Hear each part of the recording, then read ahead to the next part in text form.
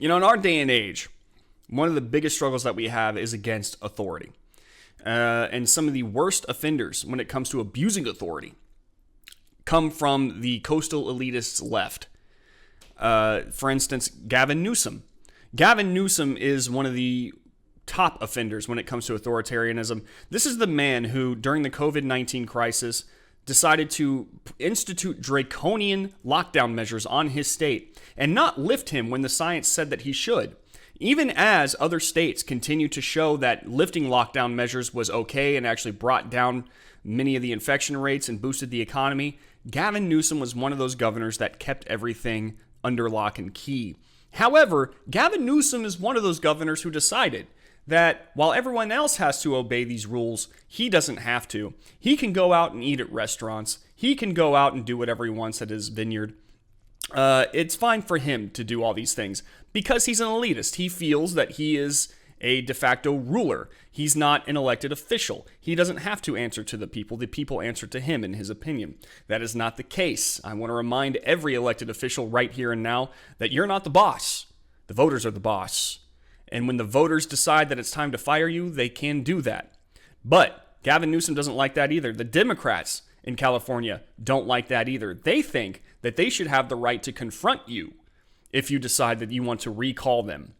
They decided that they should be able to have your name and address if it comes time to confront you for the recall election to happen, so that they can try to change your mind and tell you why you're mistaken.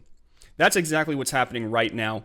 Up at Red State at this moment on the front page, California Dems want the name, address of everyone who signs a recall petition. This is by Jennifer Van Laar. Let's dive in. California Democrats are doing it again whenever they're afraid that the electorate might have a mind of its own and might be tired of their shenanigans so much that a recall against one of them might be successful. They attempt to change the rules midstream.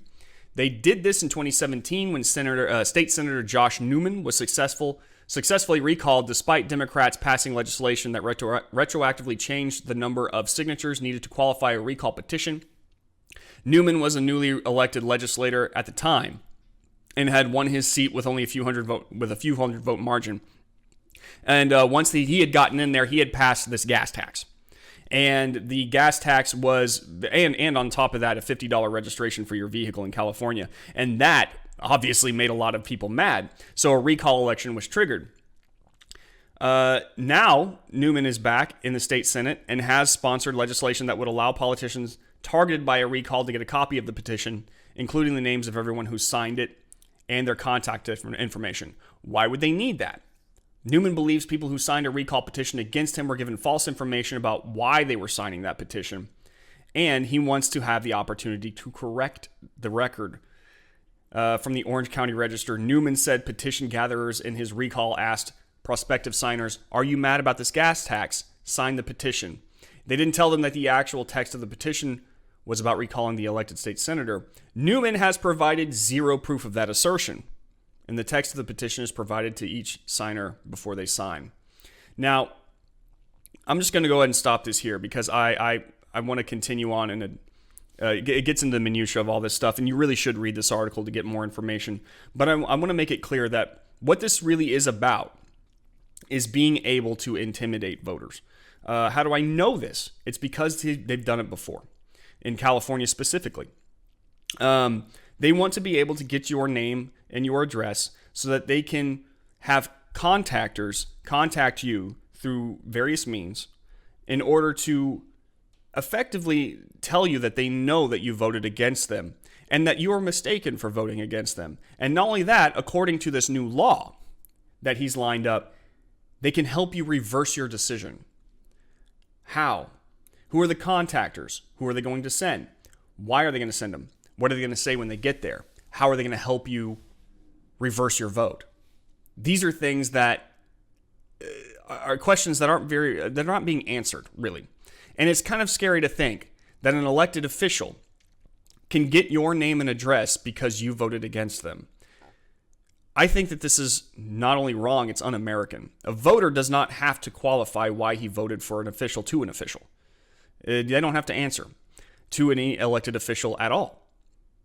The elected official is working for the people, not the other way around. California Democrats, I feel like, have forgotten this. I feel like they think they're entitled. You saw Nancy Pelosi not long ago disobeying lockdown orders just like Gavin Newsom was. They seem to think that they are above everyone else. They're not. They answer to the voters, not the other way around. They don't have to, the voters do not have to answer to the elected officials. The elected officials have to answer to the voters. And the idea that they can gather your information and contact you because you voted against them, to me, is completely un-American. That's not how this works. That's not how this works at all. They do not have any reason to contact you. You voted the way you voted because you voted that way. You don't have to tell them. You shouldn't have to answer for it at all. But how do we know that this is about intimidation? How do we know that I'm just not being hyperbolic? Well, we have it on record, them intimidating people. This has happened back in 2017. Video: California Democrat official attacks gay activist on Pride weekend.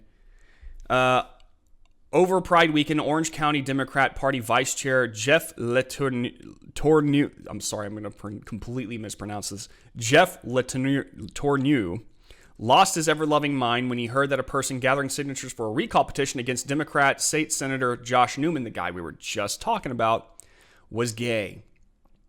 After a pro-Newman worker gave him that information, he made a special trip to the Walmart parking lot to harass the group.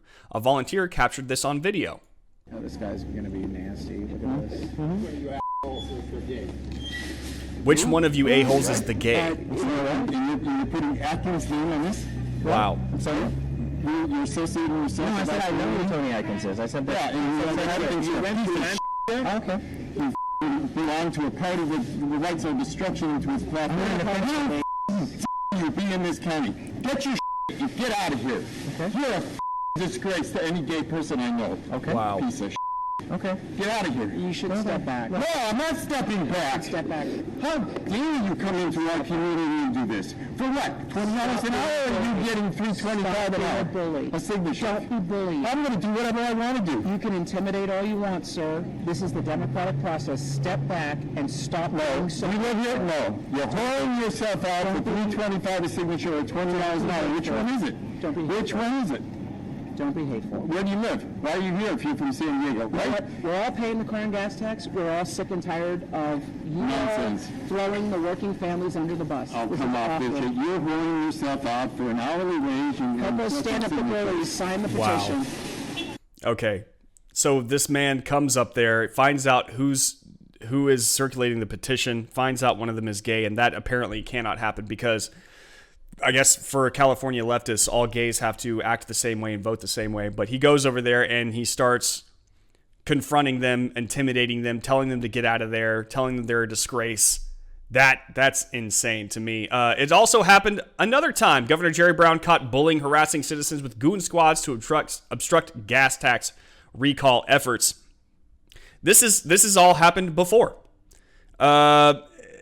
Intimidation is nothing new, as apparently in the state of California especially. So these same Democrats who want to collect the name and address of everyone who voted against them, who have a history of intimidation tactics, of trying to make people scared into silencing them, into going away. Yeah, they want to collect your information. And especially with a massive recall effort coming up for Governor Gavin Newsom, a corrupt man who does not obey rules and who has destroyed the economy of California, who has destroyed the lives of people in California, who has locked it down to the point where depression has set in. People couldn't visit their loved ones in the hospital, couldn't attend their funerals. Businesses that had been built over the course of decades closed down.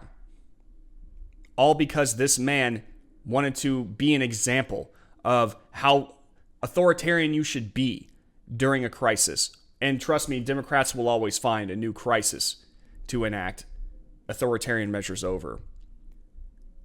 This is just another example, to me personally, of how authoritarian the Democrats are and why you should never give them more power, ever.